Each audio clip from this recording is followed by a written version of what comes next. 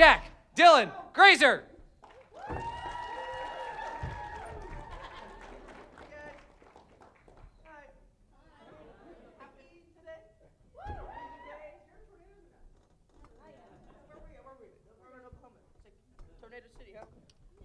Try to do this. Sounds clear and crisp. I'll take these off. I don't want to be a douchebag for y'all. Crazy guy. There's children here, Jack. See? Don't make us regret it. Don't make me regret things. I hate that feeling.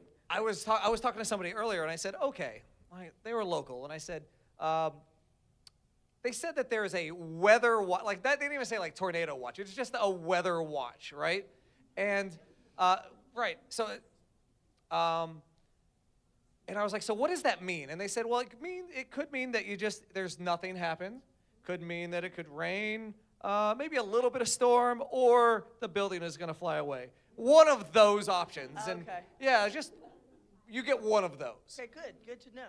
Yeah, so at least Noted. we're What are you all hoping together. For? What are we all hoping for? Building swept away? That'd be vengeful. That'd be super cool. Go to somewhere cool like Oz or I don't know. Texas? Just kidding. Texas sucks. We're in Oklahoma, and apparently Oklahomans hate Texas. So yeah, Texas, you big state, you suck. Crazy. Well, have you been here to Oklahoma before? No. No, this is your first time.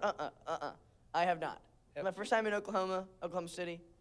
It's a cool state. Have you gotten a Shaped chance? cool. Have you gotten a chance to do anything, see anything, eat anywhere? Yeah, I had gator nuggets or something, gator chunks or something, something horrible. Oh, but you know what I do want to have, which I'm yet to have in my life, but I've always been curious about, is Rocky Mountain oysters or whatever. What do you call them here? What are they called? Yeah, that.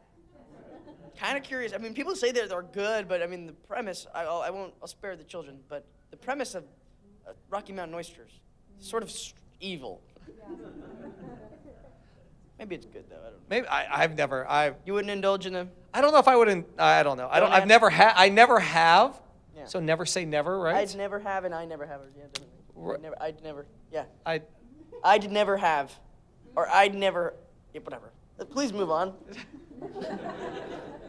So as I told you earlier, last week I had the opportunity to go to Pixar Fest in Disneyland. Has anybody seen any of the stuff from Pixar Fest from Disneyland that's going on? You have to check it out. One of the things that they did at Pixar Fest was they debuted a brand new meet and greet character. Anybody want to take guesses on who that character might have been? Alberto Scorfano, Giro la trombetta. Yeah, so Luca and Alberto. How cool is that there is a character, a meet and greet Disney character that you brought to life? It's so cool, dude. It's so crazy. I remember, oh my God. Firstly, I remember when I found I got the part, I never really gauge or calibrate the insanity that comes from the movies that I do sometimes. But Luca was incredible. Got nominated for an Oscar, which is like, that's awesome. And then, what was the other thing? Oh yeah, I got a Happy Meal toy. And I got the most, by the way, I'm not gonna try to brag or just be not a good person, but I got the most money I've ever received in my life from McDonald's for being a Happy Meal toy. That's why I live in Nashville now, and I bought a substantial house. I was living in an apartment in Los Angeles for my whole life, pretty much. And you don't really make money being an actor, by the way, so when people assume that I'm a big, rich, awesome debutante or whatever, princess, I'm not. I don't have infinite funds. I joke that I do. I like to tell people, mainly women, that I have infinite funds. And they don't believe me when my card gets declined at Cheesecake Factory. But I try. And McDonald's, thank you, because I was able to buy a house with that money. McDonald's. So thank you, McDonald's. So are there other action figures, toys, accessories? Lego! Posters? I was a Lego too. You were a Lego? I was a Lego. That was my dream as a kid. I wanted to be a Lego before I became... I got an Oscar. I don't really give a crap about an Oscar, to be honest with you. The movies I do, I'm not going to get any Oscars anytime soon. But I was a Lego. But I will say this is kind of sucky. I'm not trying to be like beggars can't be choosers or whatever. But the Lego that I was, you ever played with the Lego Indiana Jones? Anybody? Gay. Well, it's Short Round. He's got like the legs that don't move. I'm the only one in the Losers Club That's a Lego with the legs that don't move. What the heck? Because what, I'm supposed to... Also, one time I tried to guess, like, myself on... You know what Akinator is? Do anybody remember what that is? Stupid. Anyway, I tried to guess myself, and then it was like, is this person known as the shortest of their group? Yes? And then, yeah, he got it immediately after. He's like, oh, it's Jack Dylan Grazer. It's freaking Akinator. Silently, subtly roasting me as well.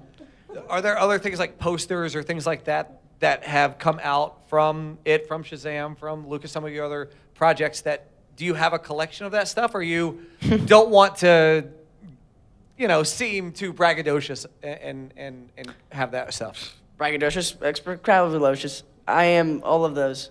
Supercalifragilisticexpialidocious. I do have some posters from it and We Are Who We Are, but I have a cinema in my. It's a cool. I call it the Blue Room. It's where I play NHL and watch movies. Cool times. And then there's some movie posters there. Oh yeah, I got a Me, Myself, and I poster with everybody's signature on it, and it poster with everybody's signature. I have my pop figure from Luca and from Shazam. I got Adam Brody, I guess, because I never got to wear the suit. Adam Brody did. Lucky little man. Awesome work. Filling in my shoes. Speaking of, you've done several projects where there are older, bigger versions of you. Yeah. Is that weird? I named just 3. Yeah, It Too, I guess. and Shazam Me, Myself, and I is another one. Yeah. Is that I guess you only get... Oh, Beautiful Boy too, I guess. I played younger Timothy. I guess you only get to do half. You only do half the work. I Yeah, suppose. it's easy. Yeah, very easy. But the afterthought and stuff. It's yeah, nice. I guess you get to kind of see what other people That's assume. cool though. That's fun.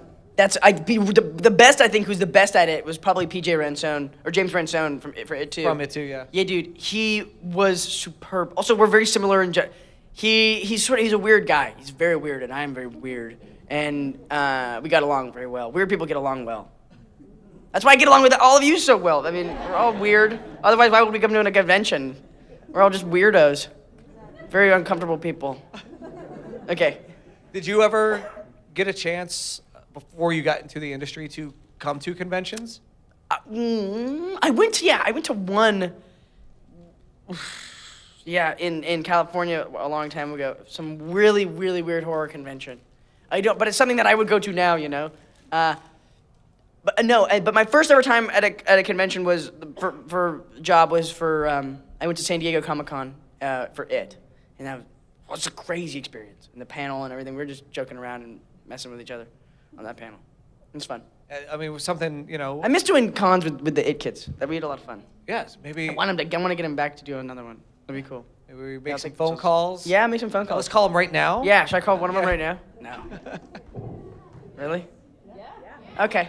Okay. I'm not gonna call Finn. I know you want me to call Finn. He's not gonna answer because he knows what I'd probably be doing. He also would hate if I did that.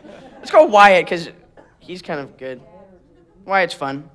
Or Jaden. No, Jaden's working. Jaden's working in Dallas. Screw Dallas. Right? Am I right? Someone told me to do this today, and then we posted it. Is that person there? That was you. Is that okay? That was okay. Okay to do that. I'm down with it. Yeah. Screw. Yeah, that. Wyatt Olive.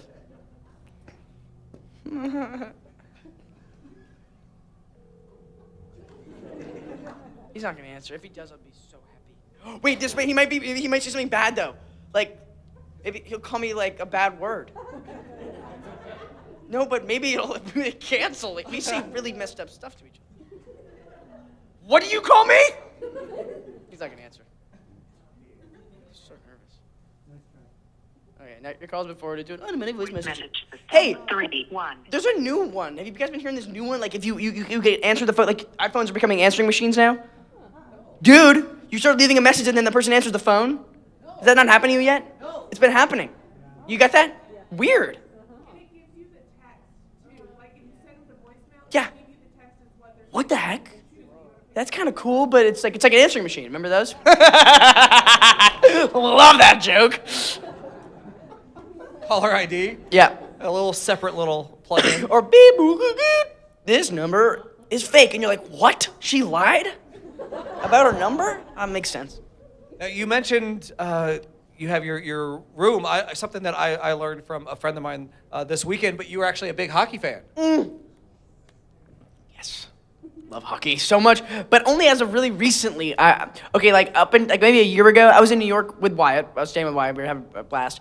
We decided that we weren't masculine enough as just men or people. We're like, we got to develop that, man. We got to start eating more hot dogs and like smoking cigarettes and following hockey or a sport, just any sport. We don't follow any sports. So I download the ESPN app on my phone. So if I'm feeling awkward at a party or something, I'll take out my phone and be like, sports. It's crazy right now. Sports are going crazy. It's like, oh my God, the guy scored a goal in golf recently. And I'll just read stats or whatever. But then I accidentally became obsessed with hockey. I was like, this is like a fun, it's almost theatrical. You get to fight, there's like cool costumes, there's like cool words, like Donnie Brooks is a guy, and then they take their gloves off and fight. Also, we learned we watched like YouTube tutorials all day, like how to understand hockey, and then we just chose to like it. It's also and then I realized you can just choose to like stuff. You can make choices about a lot of stuff. Like choosing to be scared of a tornado, you can be scared. Most of the things in life are choosing decisions. Anyway, now I love hockey, and I love the Rangers, and I love the Predators. Predators. They don't do that. I just did that. I won't do it again, don't worry. Yeah, so Nashville, you gonna go to Predator games? Dude, I went to the craziest game ever. I went to a game versus, it was Predators and the Minnesota Wild, and they beat them 11-6. It's so cool. The Predators beat them. It's so cool when you get more, like when there's more than 10 goals in a game of hockey. It's like, that's an awesome night. That's an awesome night. That's very rare. Do you find yourself, when you're in a conversation with somebody, be like, hold on, I legitimately have to check the score? Yeah. Yeah? And, okay, so recently, this is sort of you guys are all like family to me, I guess at this point. You're all strangers, but I consider you family. I've grown up around strangers. I was on a date recently, and I was being a schmuck. It was really bad. There was a TV behind her. Poor thing. She was very sweet. But, I still talk to her, though. It's fine. Everything's fine. But I kept looking over her shoulder, and I'm not this guy. I've never been this guy. I've never been a sports guy. So now I feel like, I used to be like, oh, I'm a special kind of guy. Like, I'm like different than most guys. I'm more effeminate. I like theater. I wear leopard print shoes. But now I'm finding that, sometimes I'm just like the next guy. I want to sit in my blue room and watch Rangers game, put my hand in my pants and eat pretzels.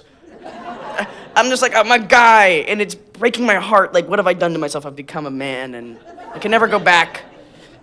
It's a miserable place. I'm miserable. Anyway, I was looking at the game the whole date, and I was like, yes. Oh, wow, you're from Philadelphia. Awesome. No. Oh, yes, you're beautiful. And I kept going like, anyway, yeah. Hockey. Go hockey teams. Now, you mentioned family. Now, your family, you come from a line of those in the entertainment industry. Did you feel any pressure when growing up to follow your dad's footsteps? Or? I mean, I had loved it. There wasn't really much pressure. Oh, by the way, do you guys want a bunch of ducks? Here, I'm gonna throw some ducks out. Here's some ducks. Don't worry, I have more to throw later. Oh, let's save it. Okay, one more. Oh, that was a good catch. Cool! You're the one! I love when you guys get excited about stuff. It's just, I feel like a ringleader up here sometimes. This is a sports thing. Horns down. Woo! Hey, where's Oklahoma's hockey team, by the way? That needs to happen, like, ASAP. What are they called? How are they? Oh, there's an Oilers out here? Tulsa Oilers. What's that, like AHL? Yeah? Yeah, cool. Okay, what was the question? Oh, my dad being a whatever. My dad turned me on to a world of incredible movies. I grew up, my uncle would host Oscar parties while he'd be nominated for Oscars, and all these incredible people would be over after the Oscars, and I would come over and Meryl Streep is at his house, or Tom Hanks, and all these incredible people. So movies weren't just movies to me. They were like a world, like a kingdom that I got to be a part of. And although I was maybe a mere jester, I got to be in on the magic, and I saw just like the glory, and also, but I will say something about Hollywood. Hollywood is not the same as what it used to be. Hollywood feels like stupid now. I'm not a big fan. It used to be like decadent, red, velvet, satin, gold. It was just glorious, and there were like people like George Clooney and the Silver Fox thing, and like it was just magical, and women, and it was just like, you know, magical. It was just something was magical about it. And so I had this vision, and my dad, when he'd pick me up from school sometimes, he was also a teamster. He was a director and a teamster and a sound guy. He did everything. And he'd pick me up from school sometimes in a semi-truck, like a 16-wheeler or whatever, and he'd be like, we gotta go back to set. I had to pick you up from school, but do your homework in the car or something, but I gotta go back to set. He was working on like shows on sound stages, like at Warner Brothers or Sony or Universal or whatever.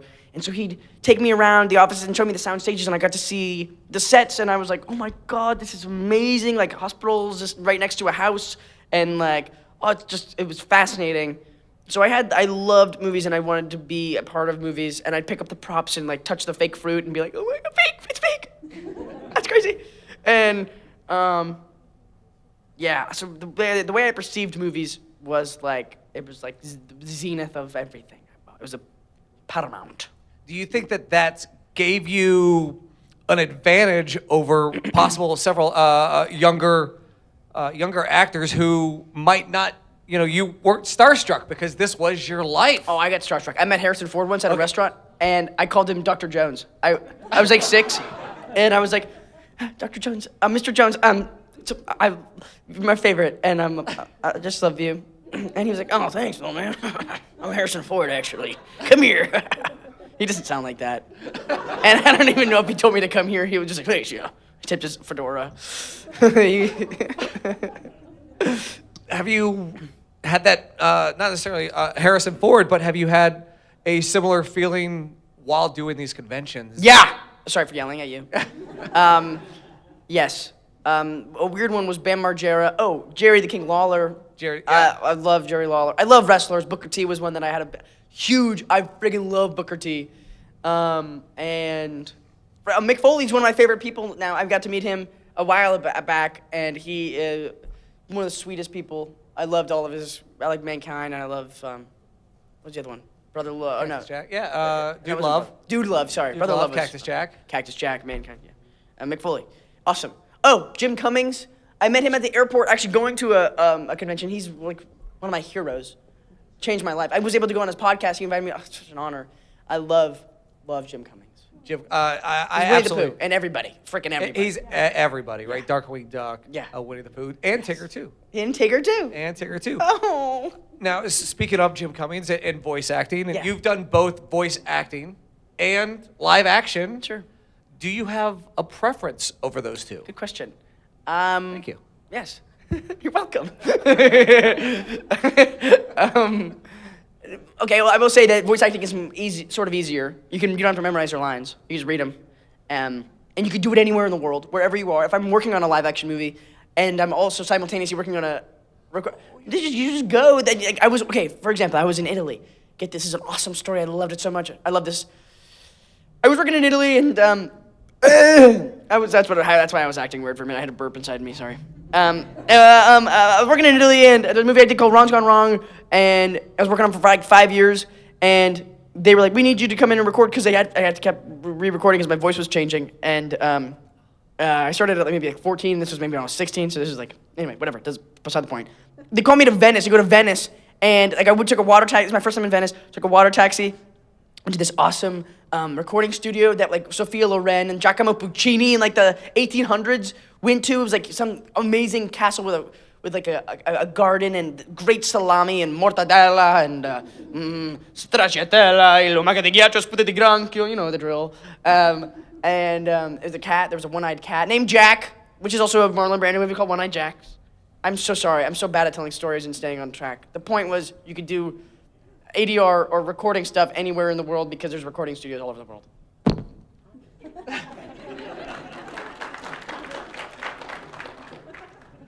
Good story. Thank you. By the way, so we do have our mic here. If you all have questions, feel free to start lighting up. Now, you mentioned Oscars, and you said, "Oh, I'll never win an Oscar," but you do have an MTV movie award. Yeah, right? thanks for rubbing it in. Right. That I have an MTV award. You So it's do? like a Razzie. Yeah. No, it's not a Razzie. No. MTV Awards were everything they to were. me growing up. Yeah. Right? Anybody here watch the MTV Awards growing up? Absolutely. Anybody here actually like watching the MTV Awards? Yes. Sorry. Oh, nice, good. Now, did you, because you shared it with Best on Team Screen, did you get an individual trophy? Yes, I did. Okay. I don't know where it is. I was. That was I my don't next ever- question. According to my mom, I have no respect for any of the things I've been given. Yeah. She's right. I gotta work on it. No, I do know where it is. It's in a box. In my music room. I use it as a musical instrument. I like bang it on the table and stuff. As a percussion instrument. Yeah.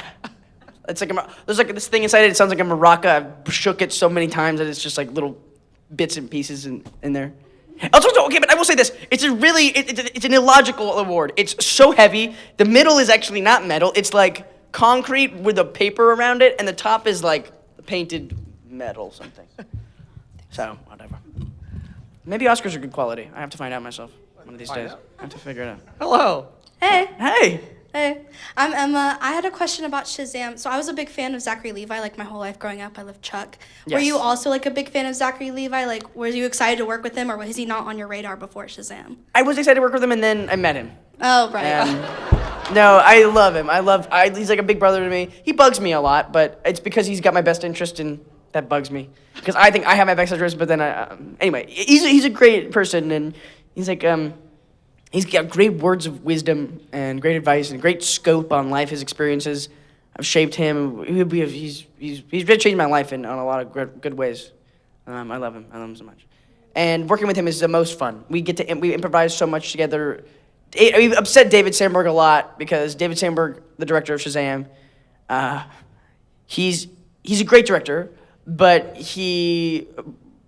maybe we bugged him. Like we never stuck to the script a lot of the time. We would also riff after he would say cut. No, he wouldn't say cut. It was after the scene would be done and he's supposed to say cut. We would just keep going and just talking and improvising and doing stuff for maybe 3 to 5 minutes. And he'd be like, okay. They would be like, he's kind of sheepish sometimes. He'd be like, cut. He's a soft-spoken guy, Swedish. So, you know how it's real. Thank you. Thank you. Hello. I got a shrink. That's my buddy. Yeah. She took my question, so I have a backup one. That was your question, really? Yeah. That was a specific question to steal. Okay. Yeah, so the backup one is Go. when I've done acting and I had a character that had to walk with a limp. Yes. Sometimes I get so involved in the character vocally that I forget which side I was limping on, and I was wondering if you've ever had that problem, and Yeah. would you admit it? You know. So. I will admit it, and it happened on the second one. How They come? handed me it was amazing. So it had been like 2.5 years or something, and I was handed the cast. I mean the what do you call it? Crutch. Crutch. And I took it and I was like, oh wait, no, wait what? And then I had like one of those things like, you know when you like don't know, you're like on your street or something weird happens in your body, and you're like, wait, I have no idea like what direction is what direction all of a sudden. Does this ever happen to you? That's a weird. A lifetime. Scary, right? I was on my street one time and then I realized, and then like it clicks automatically where you are, and you're like, what? These things look different. I don't know. It was like that kind of thing. Super cosmic adventure in my head. I feel much better now knowing that I'm not the only one. You're welcome. Also, wait, I have a question, clarifying question. How many times have you had to do that for roles? That's it. I mean, you said all the times that I had to do that. Walk with a limp. It would start off with practice where I would follow the old man from Tim Conway's skits and Cool. And do those Great. old man tired skits. And Yeah. I would always have a limp to add to it, and then when I was asked to do it again, I would. Where was I? Was it? Yeah, yeah. You know, so, and then Hope was the thing with feathers. No, sorry, Bury the Dead. I played Bevins, a slight character, and there was no real description for him, so I gave him a limp. That's And awesome. One night I came out That's a cool thing to limping do. on the right, and then the next night I came out limping on the left, and then my coach wanted to make me limp altogether. I like that, man. It's a cool thing when you can be like, I'm gonna do this with this is not written into anything, I'm just going to do that. Is that okay? I did that with a movie I did recently. I said, I'm gonna have a lisp in this movie. He goes, what? Okay, but like how much of a lisp? I'm like this kind of a lisp, not like a super big deal. And he's like, okay. And I was like, yeah. So it's funny, right? This is kind of funny. He's like, just I don't know yet. We'll see. Thanks, man. Yeah. Anyway, yeah, thank you. See you. Okay, so you've done a lot of different films and stuff in a bunch of different genres. Yeah. What would you say is your favorite genre to do? Want to see me do something really cool? Can you do this? No. Did you guys see what I did just now? Did you see it? It was impressive. Maybe it's even better that you don't see it. Like, what was that? How did you do? That's what I did. Anyway, my favorite genre of cake. What did you say? Favorite genre of movie that you've done? Oh, ooh, I don't know. I mean, I find okay. I'm gonna have a really cool hot take, and it's kind of makes me sound like a cool, smart philosopher if I say this and do this. Like comedy and horror are actually quite similar. It's like about jazz. Like it's about the notes you don't play. You know what I'm talking about? I'm such a pretentious guy. Yeah, comedy and horror probably, like, might be the only two genres I've actually maybe been in, I guess. Drama, sometimes. Well, I mean, you've done like kid stuff too with Luca Yeah, and stuff. Luca, I love the, oh, kid stuff makes me happy. You know why kid stuff makes me so happy? Because no offense to, like, adults and people that like me and are nice, it lightens my life and fulfills me so much to make children joyous You're and not laugh. getting murdered on set. It's Yeah. yeah. It's But also, I exciting. love going to these things, and a kid is like wants me to hear. They hear me say the Luca thing or say Silenzio Bruno. It makes like y'all were my favorite people of the day. Sorry, no offense to everybody else, but these children are beautiful, and I cherish. I mean, wow, they lit up my life. So thank you. But I mean, thank you all for coming. I mean, so truly. But also, if you're Yeah, looking okay. for good hockey in Oklahoma, UCO is really good, and there's usually always a fight. Go. And it's even better if you're over 21. Oh, Just let really? you know. That's actually never been a problem for me, though. I somehow manage. Thank you. Hey, Kimasabi. Hi, How I'm you Nolan. doing? I really enjoyed the first two Shazam movies, but what would you want to see if there were to be a third one? Yes, okay, you know, I've thought about this, and it'll not happen the way that I want it to. I want to write it. I want to write it, and I want to make my part bigger. And I need more lines. And I'm sorry to be an egomaniac about this, but Zacharoo, take a nap, dude. Or do something different, Deuce. I don't know. This guy sucks, okay? I love him. Okay, I gotta stop, but he eats these giant bowls of food all day, and he breathes like a horse, and he talks all the time about, like, oh, he knows everything about therapy, and I'm sorry, he's a good person. He's a good person. I'm so excited for this to hit the internet. But please! No, he's a good guy. No, God! It's right there. It's right there. That's okay. I'll get a call from him, and he was like, Jack, you gotta start slowing your roll. Your words, too, they're too fast, buddy, and you're not thinking, okay? I've had a lot of experience. I've had a lot. I know.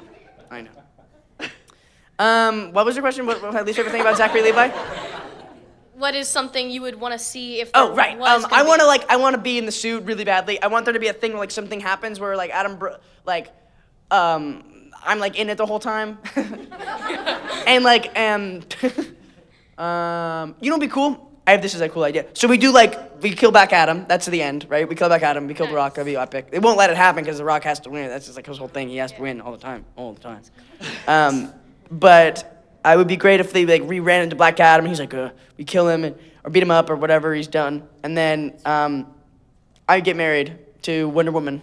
Oh, I mean Anne, Rachel Zegler's character, or just Rachel Zegler would be fine. I'd marry her. I love her so much. Thank you. so much. Thank you. Hello. Hey, spaghetti. Hey. Hey, Lizzie. So, I was wondering, what character has stuck with you the most after you were done? This is a really good. Okay, I got two answers, I think. One answer is probably Freddy. Me and him are probably just the most similar. I don't really have to do anything different to play him. Which also kind of makes me insecure because I'm like, what am I doing? I don't know if I'm even thinking about my intentions or like even focusing as an actor, like present at all the rules about the acting thing. I'm not, and then I finish it, I'm like, I don't even know. But that's what's like, where is the line that I cross to play him? I don't know if I'm always him all the time. Or this show I did called We Are Who We Are, which was an HBO series that probably nobody saw in here, but I played this really troubled kid, and I didn't know how to be a normal person after that. I cut my hair. I got really immersed in this character, and I forgot who I was for about 7 months, on accident, really. And I was just super lost. And then afterwards, I thought I was maybe a punk or like an emo guy or like grumpy all the time and pissed at the world and mean to my mom, which is bad. And I was grumpy in the moment. But then I got over it and I realized I was the most ignorant I'd ever been when I was as sad as I was for so long. But got through it, super duper cool. But it sent me into this crazy identity. Because I think what happened was I was going through this identity crisis at 15, which we all do at 15, right, or 16. And I'd be like, who am I? What do I do? Am I cool? Am I weird? And so and then something happened where these lines got crossed in Italy, and the character's having an identity crisis. I was having an identity crisis. I couldn't figure out. I couldn't piece together. It became this weird cataclysm, but it was awesome, like a mosaic of emotions. Alrighty, cool. Thank you so much. Thank you. Sorry for answering that so long. Hello. Hi. You mentioned We Are Who We Are. Yeah. I wanted to talk more about like directors. So like Luca Guadagnino. Uh-huh. What is it like to work with specific directors? Do you have like a type of director that you prefer to work with Yeah. more, or like Sure. just anyone that you want to work with again? Luca Guadagnino.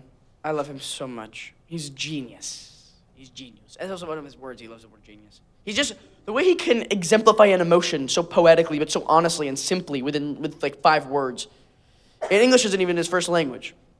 But he's so cool and so genius and made me so uncomfortable so many times in a good way. Like, I had to be uncomfortable in order, I mean, that's a very valuable life lesson. Like, life is mostly unpleasant. I mean, I don't know, that's my experience. And sometimes, like, life can be, there's more failure than you, most of the time, most people will experience more failure in their life than they will experience success. That's just unfortunate, sometimes real. But also, it inspires you to gain that success more, and it informs you and to grow and better yourself and reach your greatest potential, which is a cool thing. The hell was I talking about? Luca Guadagnino, he's awesome. Oh, I'd also want to work with Martin Scorsese and Spike Jonze. Yeah, and there's a few good ones. I mean, there's a bunch of great ones. What else do I like? I like the Coen brothers a lot. I like Paul Thomas Anderson. I like Darren Aronofsky. Nagisa Oshima, is he still alive? Maybe. Merry Christmas, Mr. Lawrence, that's a good movie. Or In the Realm of the Senses, crazy movie. A lot of nudity. But I'm not watching it for the nudity. It's like just a beautiful movie. It's beautiful nudity, it's not gross nudity. It's nice. Thank you. Thank you. Oh, yeah, sorry. I don't mind the makeup. No, it's awesome. Thank you. I don't mind at all. I forgot my question. Oh. Okay, what is your funniest or weirdest like fan experience you've had in your entirety of your career? One time these freakish kids showed up in my garage at my house. That was so bad, yeah. Are you I was like serious? 13, I got home from school, and I opened my garage, and there's kids in there. There's like this one girl, and then her like sister or something in my garage, and I was like, who are you? And they're like, we know you, Katie told us, who's Katie, and why are you, and then I got really mad, and I screamed at them. I screamed. Did they know you from It or something? Yeah, Or? I was 13. Oh. Or no, I was maybe 14. Life got really weird after It came out. I just immediately became famous as heck, and now I'm not famous anymore, which is fine. I'm actually kind of glad about it. But it was gnarly for a minute there. All right. Kids were showing up. Yeah. Thank you. Thank you, yeah. That's crazy. It's gnarly. Yeah, thank Hey. you. Hi. We actually met yesterday. That's right, I remember you. Good to see you. So Cool if Spider-Man you, shirt. oh, thank you. You're welcome. So if you were to play a character in the MCU, which one would you want to play and which one would you be perfect for? Whoa. Okay. I really, really, really want to play, if they were to do like young Iron Man. Yeah. God, that would be awesome. That'd be so awesome. I love Iron Man. I want to be Iron Man. Iron Man. Iron Man, please. Iron Man's awesome. Yeah. Thank you. Thank you. That's a good question. Hello. Hey. When it comes to acting the characters that you were assigned or whatever, did you have to like get to know the character, like how they act? Yeah. I guess. I don't know. Sometimes. Okay, that show We Are Who We Are that I was talking about, that kind of thing. I've read the script every day. It Many just depends times. like how the character is supposed to act in the Sure. comics or something like that. Oh, yeah. Well, I always I kind of find it impossible not to put my own spin on something. But my favorite actors, like Jack Lemmon or even Nicolas Cage or Al Pacino, these are people Robin Williams or Jennifer Jason Leigh or Julianne Moore or something. Denzel. I mean, there's people that like there's here's my philosophy. I think there's like 7 ways in order to deliver a line properly that'll land right. There's maybe 7 or 8 ways, and then there's these people like Robin Williams or Jack Lemmon or I don't know, Julianne Moore or whatever, Meryl Streep, who have this access to this subterranean knowledge, this subterranean risk or choice to make that nobody would ever think to do. Like, what about in Moonstruck when Nicolas Cage starts talking about his hands? He's like, what? Like, what a weird way to do that. But it's awesome. Like, nobody does anything normal in real life. Real life is never normal. Like, nobody says things really normal all the time. People say things weirdly. Things are uncomfortable. And, like, he's like, I almost, what do we say about his hand? I almost lost my hands. And he gets, his cadence is genius, because it's weird.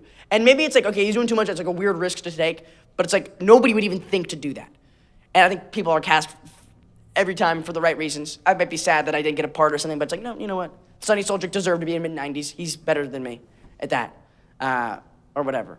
Jacob Tremblay. Well, so far you're making progress, so. Thank you. Yeah, I don't even think I've brimmed the surface yet. I hope to keep doing this forever and ever and ever and do more challenging stuff. And I just have so much fun. It's always gonna be a fight, you know? I always want more. I don't think I'll ever be fully gratified or satisfied. Unless I play Indiana Jones one day. Then I can die and just be happy for, like, in heaven.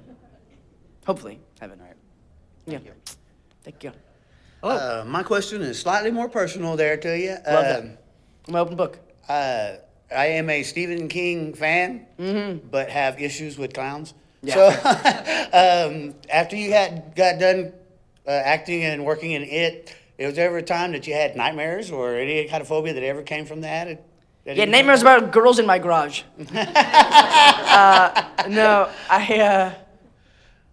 No, you know what? Actually, it helped me get over my fear of, like, horror movies and clowns. I always kind of loved clowns. I never was scared of them. Like, I'd see people try to do a scary clown. I'm like, well, how can they? It's not scary. Like, it's like a joke. It's like, clowns are funny. Like, clowns are, I have a weird perception of clowns. Like, rodeo clowns, so my dad has been a bunch of, my dad used to be a rodeo clown, which I thought was so cool.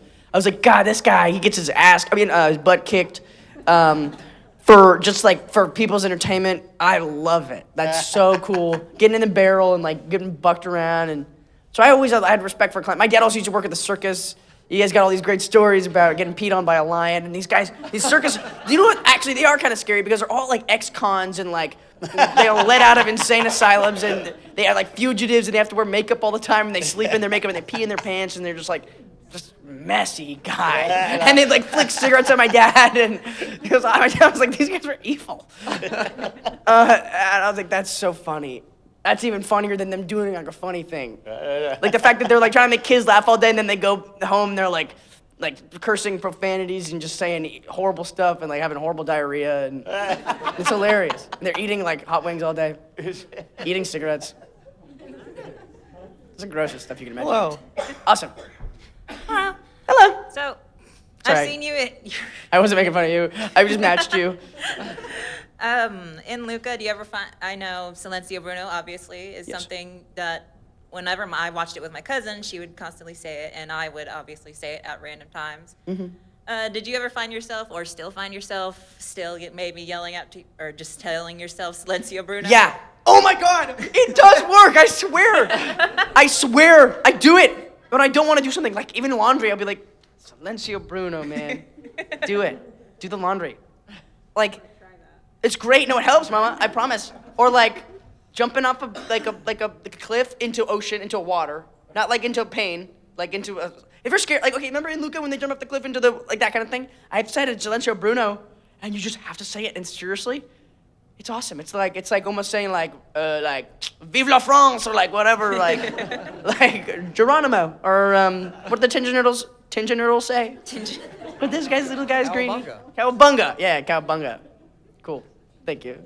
I also had another question. Go ahead. From It 2, whenever you kicked Finn in the face. I did? I think. Wow.